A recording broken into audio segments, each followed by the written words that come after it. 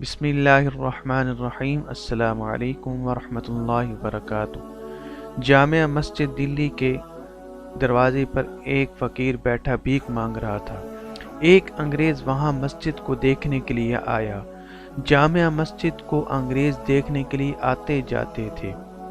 وہ انگریز بڑا عہدہ رکھتا تھا۔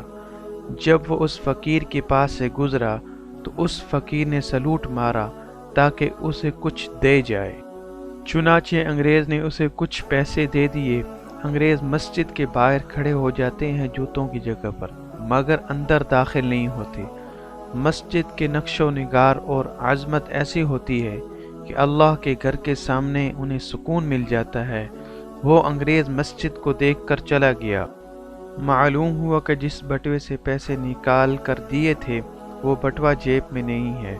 پیسے بھی کافی تھے اور پتہ بھی نہیں کہاں گرے ہوں گے۔ ایک ہفتے بعد پھر اسے چھٹی ہوئی۔ اس کی بیوی نے کہا، تم مسجد دیکھ آئے تھے، مجھے بھی دکھاؤ۔ چنانچہ چھٹی والے دن اپنی بیوی کو لے کر مسجد دیکھنے کے لیے آیا۔ جب وہ انگریز اس فقیر کے پاس سے گزرنے لگا تو فقیر فوراً کھڑا ہو گیا اور اس نے اس سے کہا، آپ پچھلی دفعہ آئے تھے، مجھے پیسے دیے تھے، اس کے بعد آپ بٹوا جیب میں ڈالنے لگے، تھوڑی دور آگے جا کر بٹوا گر گیا اور میں نے اٹھا لیا۔ یہ بٹوا میرے پاس آپ کی امانت ہے، یہ میں آپ کے حوالے کرتا ہوں۔ انگریز نے بٹوے کو کھول کر دیکھا تو پیسے بالکل پورے تھے۔ حیران ہو کر وہ سوچنے لگا کہ بٹوا تو دے دیتا، مگر وہ فقیر اس کے اندر کی کچھ رقم نکال سکتا تھا۔ مجھے امید تو یہی تھی، یہ کیا ہوا؟ سارے کے سارے پیسے واپس کر دیے۔ اس نے فقیر سے پوچھا، آخر کیا بات ہے کہ تم نے کچھ بھی پیسے اپنے پاس نہ رکھے؟ وہ فقیر کہنے لگا، بات یہ ہے کہ قیامت کے دن ہر آدمی اپنے نبی کے پیچھے ہوگا، جماعتوں کی صورت میں انبیاء کرام علیہ السلام کے پیچھے چل رہے ہوں گے۔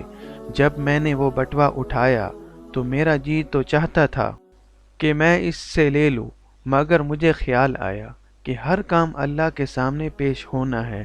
اگر میں یہ پیسے رکھ لوں گا اور کل قیامت کا دن حضور اکرم صلی اللہ علیہ وسلم کے پیچھے کھڑا ہوں گا اور آپ حضرت عیسیٰ علیہ السلام کے پیچھے کھڑے ہوں گے، اس وقت ایسا نہ ہو کہ آپ کے نبی میرے نبی اکرم صلی اللہ علیہ وسلم کو گلہ دیں کہ آپ کے امتی نے میرے امتی کے پیسے لیے تھے۔